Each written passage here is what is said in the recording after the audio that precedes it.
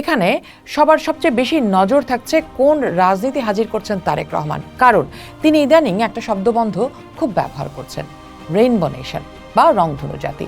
নিশ্চয়ই সবার মনে এই প্রশ্ন জাগে যে রংধনু আসলে কি। বছরের পর বছর ধরে বাংলাদেশে যে মেরুকরণের রাজনীতি চলছে, যেখানে এক পক্ষ ক্ষমতায় আসলে অন্য পক্ষকে নিশ্চিহ্ন করতে চায়, তারেক রহমান সম্ভবত সেই বৃত্ত থেকে বেরিয়ে আসার বার্তা দিতে চাইছেন। বাংলাদেশ বর্তমানে রাজনৈতিকভাবে চরমভাবে পোলারাইজড। এক দল অন্য দলকে নিশ্চিহ্ন করার রাজনীতিতে লিপ্ত। বিশ্লেষকদের মতে তারেক রহমানের এই রংধনু দর্শনের মূলে রয়েছে জাতীয় ঐক্য, যেখানে ধর্ম, বর্ণ, মত নির্বিশেষে সবার সহ অবস্থান নিশ্চিত হবে।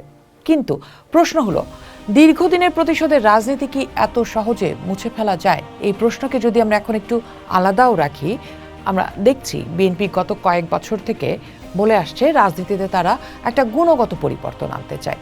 তারই প্রেক্ষিতে বিএনপি ঘোষিত ৩১ দফা সংস্কার প্রস্তাবকে অনেকেই আধুনিক রাষ্ট্র গঠনের একটা গাইডবুক হিসেবে দেখছে।